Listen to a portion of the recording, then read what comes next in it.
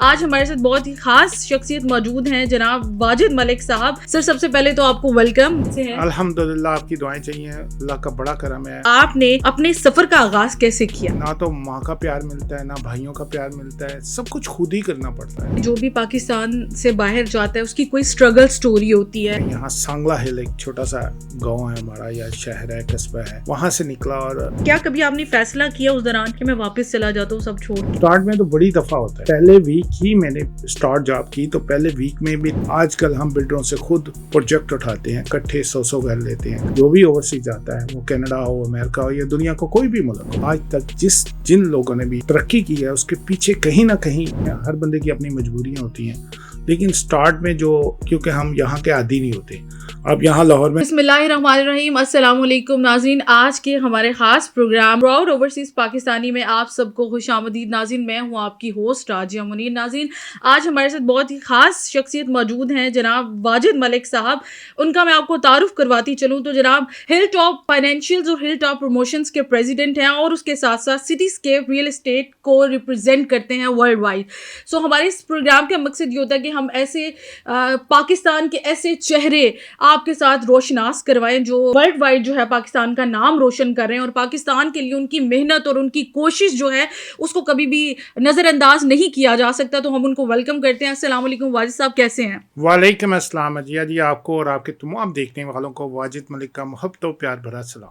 जज़ाकल्लाह सर। सबसे पहले तो आपको वेलकम, और सबसे पहले हम आपसे जानना चाहेंगे कि कैसे मिजाज हैं आपके? ठीक है, खैरियत से हैं? अल्हम्दुलिल्लाह, आपकी दुआएं चाहिए। अल्लाह का बड़ा करम है और स्पेशल ब्लेसिंग फ्रॉम अल्लाह और मेरी माँ की दुआ। जज़ाकल्लाह सर। आप माशाल्लाह से प्राउड ओवरसीज़ पाकिस्तानी हैं, तो सबसे पहले तो आप हमारे लिए बेसिकली ज़रूरत जो है हमारे नाज़रीन को जानने के लिए, क्योंकि हमारे इस प्रोग्राम का मकसद ये होता है कि जो लोग मुल्क से बाहर भी जाना चाह रहे हैं, कोशिश करना चाह रहे हैं, तो हम ऐसे लोगों को सामने लेकर आते हैं जिन्होंने बहुत मेहनत की हो। तो डेफिनेटली आप हमारे पाकिस्तान का फ़ख्र हैं। हम आपसे जानना चाहेंगे कि आपने अपने सफ़र का आगाज़ कैसे किया? देखिए, जब भी कोई ओवरसीज जाने की कोशिश करता है तो ये ज़हन में रखिएगा कि बिगनिंग इज़ वेरी हार्ड। क्योंकि जब भी कोई नया जाता है, अपना देश छोड़ के जाता है, अपना मोहल्ला छोड़ के जाते हैं, अपनी फीलिंग्स, अपनी जितनी भी मोहब्बतें हैं वो यहाँ इस कंट्री में छोड़ के जाता है, तो वहाँ उसे जो स्टार्ट में धक्के पड़ते हैं उसके लिए उसके प्रिपेयर रहना चाहिए। क्योंकि ना तो माँ का प्यार मिलता है, ना भाइयों का प्यार मिलता है, सब कुछ खुद ही करना पड़ता है। जिन्होंने कभी खाना नहीं पकाया, जिन्होंने कभी रोटी नहीं पकाई, वहाँ रोटी भी पकानी पड़ती है, खाना भी पकाना पड़ता है। लेकिन आहिस्ता आहिस्ता अल्हम्दुलिल्लाह फिर इतनी बहुत बड़ी पाकिस्तानी कम्युनिटी वहाँ रहती है जो स्टार्ट की स्ट्रगल तो सह लेते हैं, लेकिन बाद में बहुत सेटल हो जाते हैं। अल्हम्दुलिल्लाह वी आर ओके। और एक स्पेशल ब्लेसिंग है उस अल्लाह की तरफ से कि बड़ा करम है। और अल्हम्दुलिल्लाह हम पाकिस्तान का नाम हमेशा ऊपर रखते हैं, सबसे पहले पाकिस्तान, फिर कोई और। बेशक। अच्छा सर, बेसिकली होता ये है कि जो भी पाकिस्तान से बाहर जाता है उसकी कोई स्ट्रगल स्टोरी होती है, वो मुश्किलें सहकर ही किसी मुकाम तक पहुंचते हैं। तो मैं आपकी वो स्टोरी जानना चाहूँगी कि क्या स्टोरी है आपकी? राजा जी, यहाँ ये मैं बताना चाहता हूँ कि जब मैं 1988 में यहाँ सांगला हिल एक छोटा सा गांव है हमारा, या शहर है, कस्बा है, वहाँ से निकला और कनाडा पहुँचा। और बड़ी मुश्किल से कनाडा पहुँचा और वहाँ स्ट्रगल जो थी बहुत हार्ड थी, क्योंकि स्नो का सीज़न था और इतनी इतनी बड़ी बड़ी स्नो में स्टार्ट में जब हम गए तो हमें जॉबें नहीं मिलती थी। और पहली जॉब जो मैंने की वो $5 घंटे पे थी। तो स्ट्रगल यहाँ से स्टार्ट हुई, फिर आहिस्ता आहिस्ता वो गई, तो फिर मैं सिक्योरिटी गार्ड की जॉब पे भी लगा। फिर सिक्योरिटी जॉब की गार्ड की जॉब से भी निकल के मैंने टैक्सी चलाई, 8 साल मैंने टैक्सी चलाई। फिर मैं टैक्सी से निकल के एयरपोर्ट की लिमो पे चले गया और 6 साल मैंने लिमो चलाई। उसके साथ साथ फिर मैंने वहाँ के कोर्सेज़ किए। यहाँ की एजुकेशन थी लेकिन वहाँ के कोर्सेज़ किए, जिसमें एक रजिस्टर्ड एजुकेशन सेविंग प्लान का एक छोटा सा डिप्लोमा है वो मैंने किया। और मैंने बच्चों की RESP जो कि गवर्नमेंट का एक प्लान है, उसको मैंने पाकिस्तानी मार्केट में 1998 में उसे प्रमोट किया। वो फेडरल गवर्नमेंट की तरफ से एक प्लान है जो कि जिस पे फेडरल गवर्नमेंट 40% बच्चों को ग्रांट देती है। उसके लाइसेंस रिप्रेजेंटेटिव आज भी हैं। और इसके साथ साथ मैंने फ़िनांस का लाइसेंस लिया फिर पढ़ के, क्योंकि स्ट्रगल जारी थी, slow and steady win the race. फिर फ़िनांस का लाइसेंस लिया। फ़िनांस में insurance, life insurance, critical illness, disability, dental health plan, old age plan, ये सब हम करते थे। लेकिन इंश्योरेंस के बिज़नेस में मैं इतना कामयाब नहीं हुआ। क्योंकि बहुत हलाल हराम ये चीज़ें वहाँ पहचानी जाती हैं पाकिस्तानी कम्युनिटी में स्पेशली। और फिर मैंने रियल एस्टेट का लाइसेंस लिया 2011 में, और अल्हम्दुलिल्लाह बहुत कामयाब रहे, क्योंकि रियल एस्टेट की दुनिया एक डिफरेंट है। और ये मेरा बिलीव है कि आज तक जिन लोगों ने भी तरक्की की है उसके पीछे कहीं ना कहीं थोड़ा बहुत हाथ रियल एस्टेट का है। तो हम उसमें एज ए सेल्स रिप्रेजेंटेटिव आए, बाद में इन्वेस्टर भी आए, और अल्हम्दुलिल्लाह आज वो छोटी छोटी सेलों से बढ़ के हमने बिल्डरों के साथ काम करना शुरू कर दिया। आजकल हम बिल्डरों से खुद प्रोजेक्ट उठाते हैं, इकट्ठे 100 घर लेते हैं और उसको बेचते हैं, और अल्हम्दुलिल्लाह we are very very successful in the Canadian community right now. हाँ, माशाल्लाह। अच्छा सर, मैं जानना ये भी चाहूँगी कि होता है ना कि एक छोटा बच्चा होता है, उसका ख्वाब होता है कि वो बड़े होके ये बनेगा। कोई कहता है मैं डॉक्टर बनूँगा, कोई कहता है मैं इंजीनियर बनूँगा। तो जो आप बने, क्या आपने ये सोचा था या आपका कोई और ख्वाब था? नहीं, ये मेरा ख्वाब नहीं था। मेरा हमेशा ख्वाब ये रहा कि मैं लॉयर बनूंगा। अच्छा, लॉयर लॉयर। नहीं बन सका। जी हाँ, मेरा वकील बनने का शौक था जब मेरी एजुकेशन थी, जब मैं यूनिवर्सिटी में था, लेकिन वो नहीं पड़ा। बस हालात कुछ ऐसे पलटे कि मुझे ओवरसीज़ जाना पड़ा, और फिर वहाँ ओवरसीज़ के धक्के और स्टार की स्ट्रगल, वो सारे ख्वाब उधर ही रह गए, लेकिन फील्ड टोटली चेंज हो गई। हमारे ना यहाँ पे ये कहा जाता है कि बाहर चले जाएँ, आसानियाँ आपके लिए होते हैं, लेकिन ऐसा होता नहीं है। डेफ़िनेटली इट्स वेरी वो एक लाइफ़ ऐसी होती है जिसमें बड़ी स्ट्रगल होती है। तो कभी ये जब आप सारी चीज़ें कर रहे थे, स्ट्रगल फ़ेज़ में थे, और ऐसा होता है कि इंसान एक ऐसी सिचुएशन में आता है, कभी तंग भी हो जाता है, कभी फ़ैसला भी कोई कर लेता है। तो क्या कभी आपने फ़ैसला किया उस दौरान कि मैं वापस चला जाता हूँ सब छोड़ के? ये कभी ऐसा मरहला? स्टार्ट में तो बड़ी दफ़ा होता है। जब पहले वीक ही मैंने स्टार्ट जॉब की, तो पहले वीक में भी तंग आ गया, और मैंने कहा मैं नहीं कनाडा रह सकता, आई हैव टू लीव। मैं छोड़ने के चक्कर में था कि मैं वापस चला जाऊंगा, लेकिन फिर आपने, हर बंदे की अपनी मजबूरियां होती हैं। लेकिन स्टार्ट में जो, क्योंकि हम यहाँ के आदी नहीं होते, आप यहाँ लाहौर में रहती हैं, अगर कराची मूव हो जाए ना, तो आपको कम से कम 5-6 महीने साल लग जाएगा वहाँ सेट होते, वहाँ का माहौल को एडजस्ट होते। तो वो टोटली उधर डिफरेंट माहौल है। वहाँ ज़ाहिर है लोग अंग्रेज़ी बोलते हैं, स्टार्ट में जाते हैं, इवन यू अंडरस्टैंड, आप कम्युनिकेट नहीं कर सकते उनके साथ, इंग्लिश की प्रॉब्लम होती है। लोग अच्छे भले क्वालिफाइड लोग वहाँ जाके इंग्लिश नहीं बोल सकते in the beginning. Language barrier language barrier आ जाता है, क्योंकि बहुत सी चीज़ें हैं जो उसके वक्त के साथ साथ बंदा सीखता है, लेकिन जो जो वक्त गुजरता है फिर अपने आप को संभाला देता है। लेकिन स्टार्ट में बहुत से लोग ये वहाँ रहना नहीं चाहते। पहले 1-2 महीने बहुत टफ होते हैं। जो भी ओवरसीज जाता है, वो कनाडा हो, अमेरिका हो, या दुनिया को कोई भी मुल्क हो, पहले 2 महीने बहुत मुश्किल होते हैं उनके लिए वहाँ स्ट्रगल की। फिर आहिस्ता आहिस्ता यूज टू होता है, गली मोहल्ले से पहचान होती है, तो फिर वो। आप रियल एस्टेट से वाबस्ता हैं, माशाल्लाह से इतनी एक्सपर्टीज़ है आपके पास, और अच्छा खासा आपके पास इस फील्ड का एक्सपोजर है।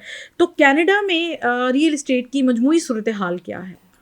कनाडा में 2000 देखें, कनाडा रियल एस्टेट हमेशा जो है ना समुंदर की झाग की तरह चलती है, कभी ऐसे कभी ऊपर कभी नीचे। 2021-22 बहुत अच्छा था। इवन जो घर हम मिलियन का लगाते थे वो $1.2 मिलियन में बिकता था। 2 लाख डॉलर ऊपर मकान मैंने खुद बेचे। लेकिन आजकल वही डाउन पे है। आजकल ऑलमोस्ट 30 से 35% मार्केट डाउन में है। बहुत से लोगों के नुकसान भी हुए हैं सिंस 2022 मार्केट में बहुत, क्योंकि वहाँ सारी रियल एस्टेट चलती है इंटरेस्ट रेट पे। तो जब कोविड हुआ था तो बैंक ऑफ कनाडा ने इंटरेस्ट रेट ऑलमोस्ट 1.5 पे लगे थे, यानी कि आपको पैसा बैंक 1.5% पे दे देगा। पूरी दुनिया में कहीं 1.5% पे आपको पैसा नहीं मिलता। वहाँ कनाडा मुल्क ऐसा है जहाँ 1.5% पे आपको पैसा मिला उस वक्त।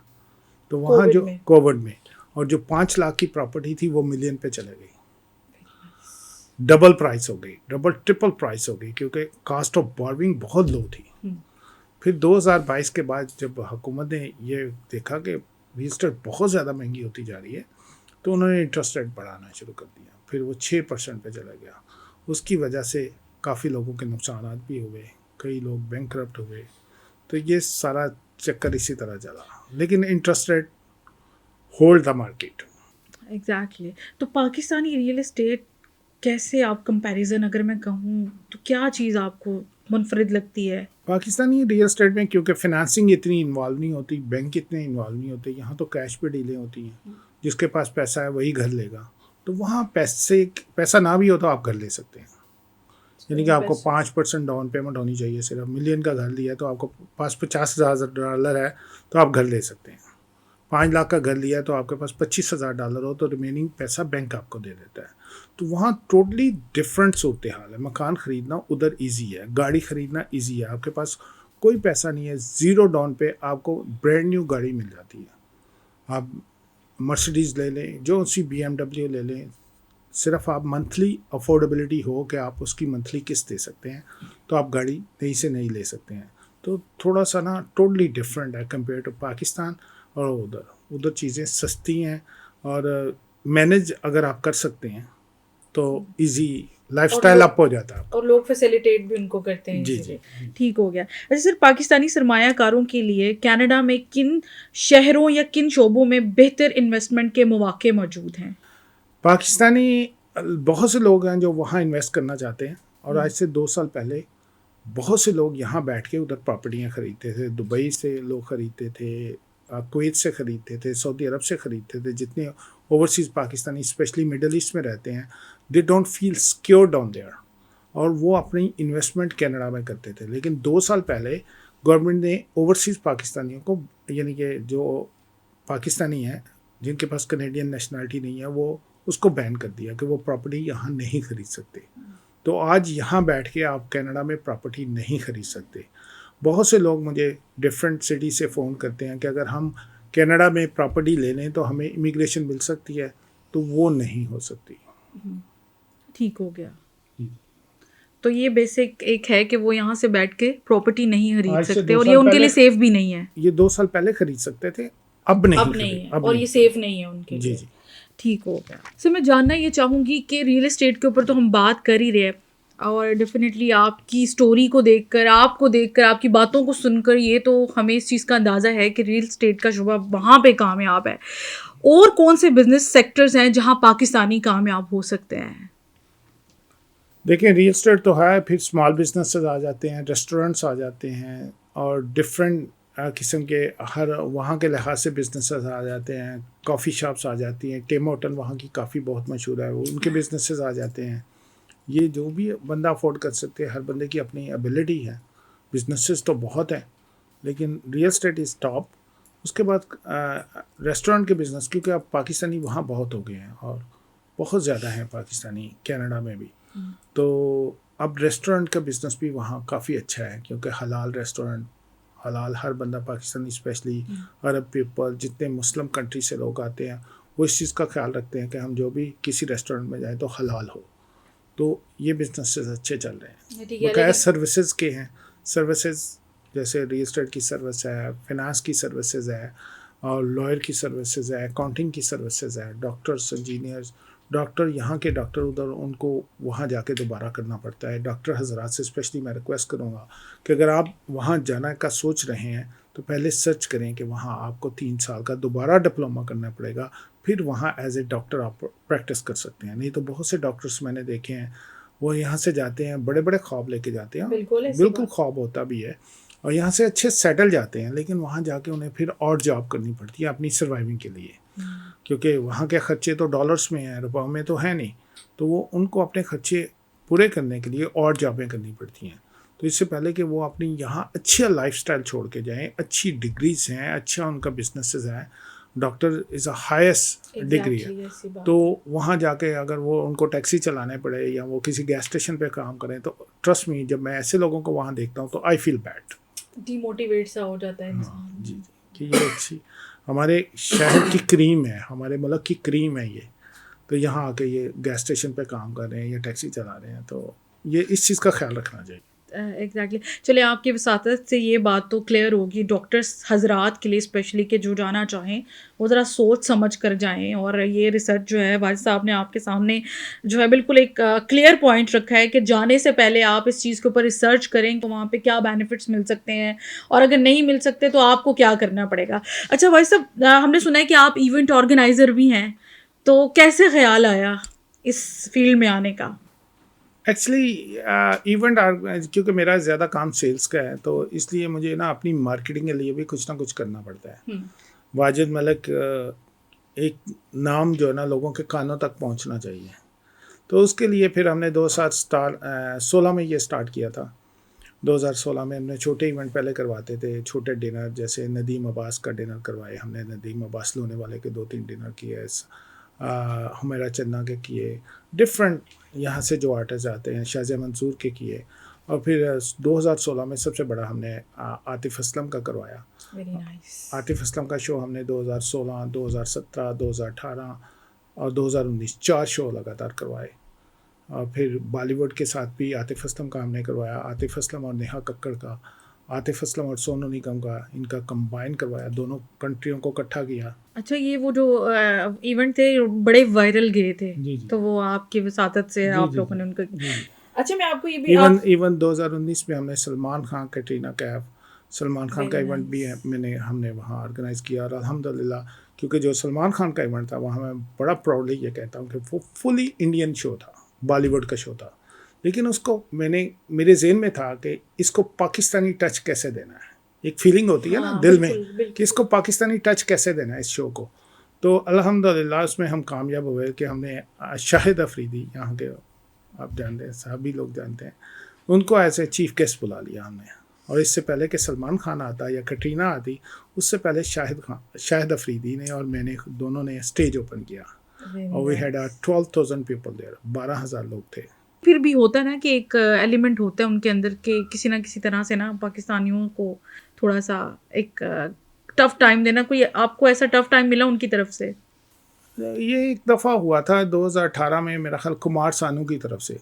अच्छा। कुमार सानू का इवेंट करवाया था, तो उसने बाद में जाके अनाउंस किया कि मैं पाकिस्तानी प्रमोटरों के साथ शो नहीं करूँगा। उसने थोड़ा सा टफ टाइम दिया था। अदरवाइज आर्टिस्ट जो होता है ना, आर्टिस्ट का कोई बॉर्डर नहीं होता। एग्जैक्टली। यहाँ जैसे राहत फ़तेह अली खान साहब हैं या आतिफ़ असलम है या कोई भी बड़ा नाम ले लें, तो ये इंडिया हो या पाकिस्तान हो, आर्टिस्ट आर्टिस्ट है। Artist artist. उसके मेरा ख्याल है आतिफ़ असलम के या राहत फ़तेह अली खान के पाकिस्तान से ज़्यादा फ़ैन इंडिया में है। एग्जैक्टली। तो इंडिया वाले भी यही समझते हैं, एक रिस्पेक्ट देते हैं हमेशा। जैसे अभी हमने दो माह पहले हमने मधुरी का इवेंट करवाया, मधुरी दीक्षित का, तो दे रिस्पेक्ट अलॉट। तो ये चीज़ें सारी चलती हैं। तो हमें यही पता था कि आप जो है भारतीय आर्टिस्ट को ज़्यादा प्रमोट करते हैं, तो उसकी ख़ास वजह? नहीं, भारतीय आर्टिस्ट को प्रमोट नहीं करते, ये आप एलिगेशन ना मुझ पे लगाएं। उसके साथ साथ पाकिस्तानी, जैसे मैंने आपको बताया, आतिफ़ असलम है, अली ज़फ़र के हमने शो करवाए हैं। अभी आरफ लाहौर का करवाया पिछले मई में, अच्छा। आरफ लाहौर साहब की पूरी टीम को हमने वहाँ होस्ट किया है और बड़ा अच्छा इवेंट गया है। अली ज़फ़र का पिछले साल करवाया था। तो ये सारे मिक्स होता है, मिक्स एंड मैच। चले, ये तो एक बड़ा अच्छा तासुब है, एक प्राउड ओवरसीज़ पाकिस्तानी का। और मैं बीइंग अ पाकिस्तानी, मैं भी यही कहूँगी कि हमारी कंट्री, मेरा ख्याल है ऐसे लोग नहीं हैं जो जहर आलूदा हों, बल्कि हम सबसे प्यार करना जानते हैं, हम सबको रिस्पेक्ट देना जानते हैं। चाहे हम बॉर्डर के उस पार के लोग हों या कोई भी खित्ते से, किसी भी जगह से ताल्लुक़ रखते हों, किसी भी नस्ल से ताल्लुक़ रखते हो। तो भाई साहब, आप माशाल्लाह से अच्छा काम कर रहे हैं और आपका ख्याल आज जान के मुझे खुशी भी हुई है। तो कोई ऐसी मिस कमिटमेंट्स के बारे में बताएं जो आपके लिए प्रॉब्लम क्रिएट करती हूँ, इनके हवाले से, आर्टिस्ट जो ज्वाइन करते हैं? नहीं, मोस्टली आर्टिस्ट अच्छे होते हैं, क्योंकि राइटिंग में ये कॉन्ट्रैक्ट होते हैं। बाज़ का छोटी मोटी हो जाती है, लेकिन उसके लिए मैं मैनेज नहीं करना चाहूँगा। लेकिन सभी रिस्पेक्टफुल हैं और ऑनर करनी चाहिए अगर आप कमिटमेंट किसी के साथ भी करते हैं, वो पाकिस्तानी आर्टिस्ट हो या इंडियन आर्टिस्ट हो। और क्योंकि ये राइटिंग में कॉन्ट्रैक्ट होते हैं, जब वहाँ पहुँचते हैं उनकी सहूलियत का हम ख्याल रखते हैं, उनको बाकायदा वीआईपी सर्विस दी जाती है, वीआईपी तरीके से हर चीज़ रखी जाती है।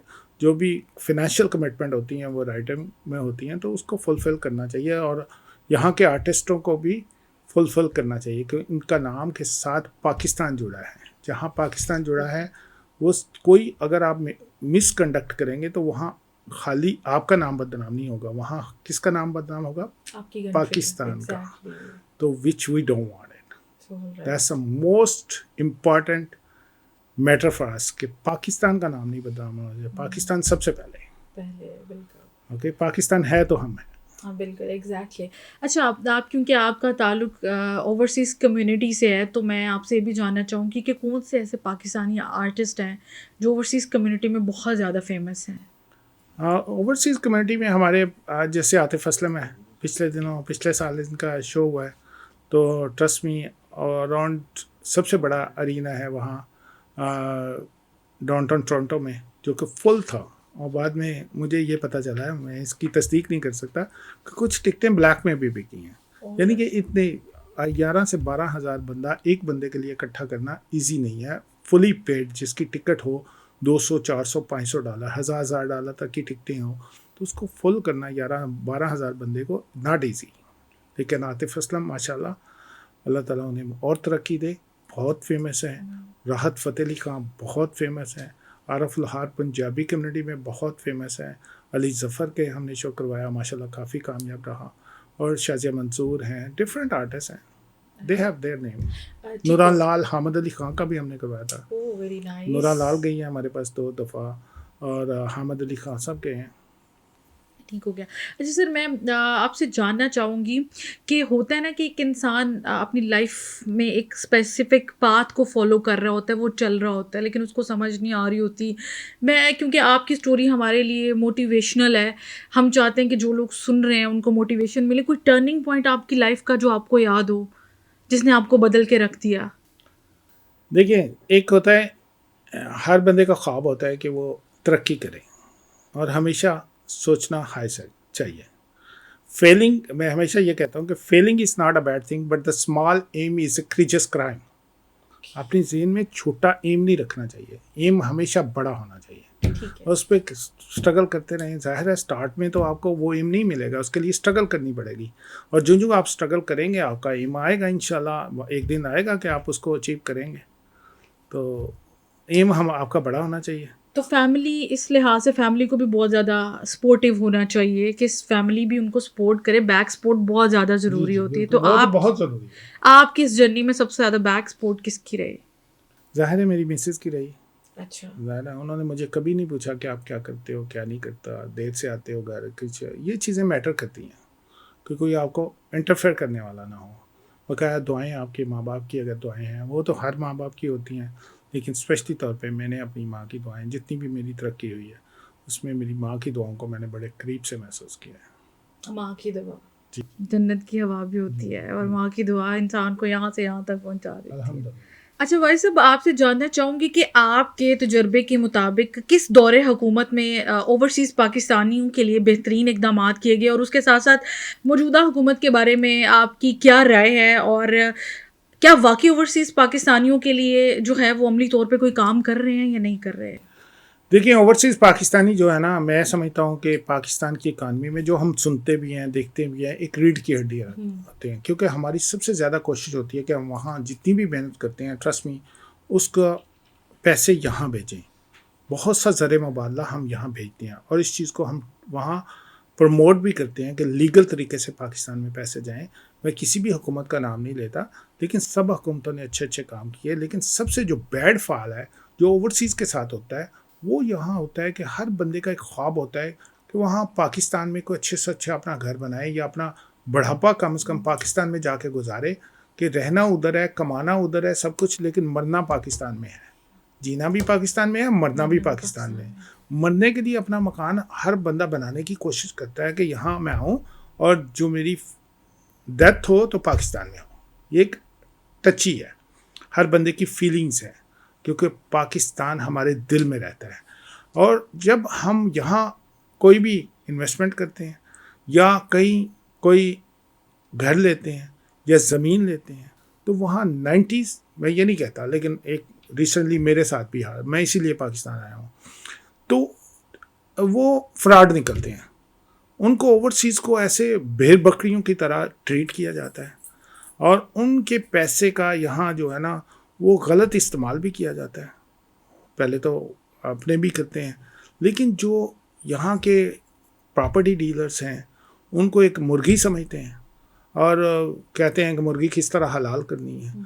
बड़ी बड़ी स्कीमें, बड़े बड़े नाम, बड़े बड़े जी हम ये कर देंगे, वो कर देंगे, लेकिन ओवरसीज़ से पैसे भी लेते हैं। बड़े बड़े उधर जाके ये जी प्लाट 1 कनाल का ले लिया, कमर्शियल ले लिया, लेकिन बाद में जब वो यहाँ आते हैं तो यहाँ कुछ होता नहीं है। इस पे गवर्नमेंट को एक्शन लेना चाहिए। रिक्वेस्ट करंट गवर्नमेंट के पे इस पे सख्त तरीन एक्शन होना चाहिए कि ओवरसीज़ पाकिस्तान के साथ जो ये फ्रॉड होता है ना, क्योंकि उनकी बहुत मेहनत की कमाई है, ट्रस्ट मी, जो वो पूरी मेहनत की कमाई यहाँ एक ख्वाब लेके जो कि एक मरने का ख्वाब है, जो आखिरी फ्रॉड हो जाता है। इस सिलसिले में हुकूमत को चाहिए कि इस पर सख्त से सख्त एक्शन ले, और बकाया हुकूमतें अच्छा काम करती हैं, हमेशा ओवरसीज़ को लुक आफ्टर करना चाहिए, और यही मैं कहूँगा, इससे ज़्यादा और क्या कह सकते हैं। वैसे अब आप बात कर रहे थे तो आपकी आंखों में जो नमी मैं देख सकती हूँ, मुझे महसूस हुई है कि आपने ये जो बात की कि आप जिस मेहनत से काम करते हैं वहाँ पे नाम बनाते हैं। और क्योंकि हमारे माशरे का अलमिया ये रहा है कि लोग ओवरसीज़ पाकिस्तानी को समझते हैं कि शायद उनके पास बहुत पैसा है, लेकिन उसके पीछे जो मेहनत, जो कोशिश, जो जुदाई, जो अपनों से दूर रहने की वो सारा जो तसलसल है ना, वो इंसान वो महसूस नहीं कर सकता। तो ये यहाँ पे माशरे में तमाम ऐसे लोग जो ये समझते हैं कि पैसे जो हैं वो ओवरसीज़ पाकिस्तानी ऐसे ही बना लेते हैं, तो ऐसे नहीं बनाते। उनके पीछे पूरी कहानियाँ होती हैं, पूरी एक दास्तान होती है जिसको हमें समझने की ज़रूरत है, और हुकूमत को चाहिए कि ज़रूर इनका साथ दे। आप मुझे ये बताएं कि क्योंकि अब हम पॉडकास्ट की अख्ताम की जानिब जा रहे हैं, तो मैं आपसे जानना चाहूँगी कोई ऐसा ख़ास मैसेज जो आप देना चाहें हमारे प्लेटफॉर्म से। मैं ना देना चाहूँगा कि देखें, पाकिस्तान की मोहब्बत जो है ना बहुत अजीज़ है ओवरसीज़ को भी। मैं ये बड़े मान से कहता हूँ कि इतने पाकिस्तानी वहाँ ख़बरों को वॉच नहीं करते होंगे जितने ओवरसीज़ बैठ के, जब हम सुबह उठते हैं तो सबसे पहले पाकिस्तान की ख़बरें देखते हैं। और कभी ये हो गया, कभी हो गया, जब बैड ख़बरें, क्योंकि ख़बरें तो मोस्टली बैड ही होती हैं, जो न्यूज़ आती है ना वो बैड आती हैं, तो दिल की धड़कनें तेज़ हो जाती हैं, खून तेज़ हो जाता है, क्योंकि ये उनकी मोहब्बत का अंदाज़ है। तो उनकी मोहब्बत को इस तरह, जिस तरह यानी कि रूड किया जाता है, वो ना करें। इसकी हुकूमत को चाहिए कि पाकिस्तानी ओवरसीज़ पाकिस्तानियों की स्पेशली कदर करें, और उनके जितने भी मामला हैं उसको अच्छे अंदाज में और प्रायोरिटी के अंदाज पे उसको हल करना चाहिए। और बकाया जो लोग पाकिस्तान यहाँ से जाना चाहते हैं ज़रूर जाएं, तरक्की करें, अल्लाह ताला आपको कामयाब करे। लेकिन जैसे मैंने आपको स्टार्ट में भी बताया कि बिगनिंग के कुछ लम्हात होते हैं, लेकिन अल्हम्दुलिल्लाह सब ठीक हो जाता है आहिस्ता आहिस्ता, और अल्लाह ताला सबको कामयाब रखे। जिनके साथ दुआएं होती हैं तो कामयाबी खुद ही हो जाती है। जज़ाकल्लाह, बहुत शुक्रिया। वाजिद मलिक साहब हमारे साथ स्टूडियो में थे। तो नाज़रीन, आपने उनकी गुफ्तगू सुनी। हमारे इस प्रोग्राम का मकसद भी यही है कि हम ऐसे लोगों को आपके सामने लेकर आएँ जो आपको पूरी एक मोटिवेशनल, एक स्ट्रगल से भरी स्टोरी आपको सुनाएं, और आप उससे मोटिवेट होकर अपनी ज़िंदगी के बेहतरीन फ़ैसले कर सकें। सो हर वो पाकिस्तानी जो मुल्क से बाहर रहता है, इसका ये मतलब नहीं कि वो पाकिस्तानी नहीं है। शायद हम लोगों में इतनी मोहब्बत के जज्बात ना हो जितने उन लोगों में होते हैं। तो मेरी आप सबसे रिक्वेस्ट है कि प्लीज़ ऐसे लोगों को ज़रूरत से ज़्यादा, हम तो ज़ाहिर सी बात है क्योंकि हमारे अपने भी बहुत से ऐसे होते हैं जो बाहर जाके जुदाई, परदेस काटते हैं, हमें इन लोगों की कदर करनी चाहिए। और ख़ास तौर पे वो लोग, वो प्राउड ओवरसीज़ पाकिस्तानी जो पाकिस्तान से बाहर रह कर भी पाकिस्तान का नाम हमेशा अपने साथ जोड़े रखते हैं और पाकिस्तान के लिए कोशिश करते रहते हैं कि हमारा मुल्क कभी किसी गैर के सामने ना झुके। सो मुझे उम्मीद है कि ये एपिसोड आपको पसंद आया होगा। मुझे और मेरी टीम को दीजिए इजाज़त। मिलते हैं नेक्स्ट एपिसोड में नेक्स्ट मोटिवेशनल स्टोरी के साथ। अल्लाह हाफिज़।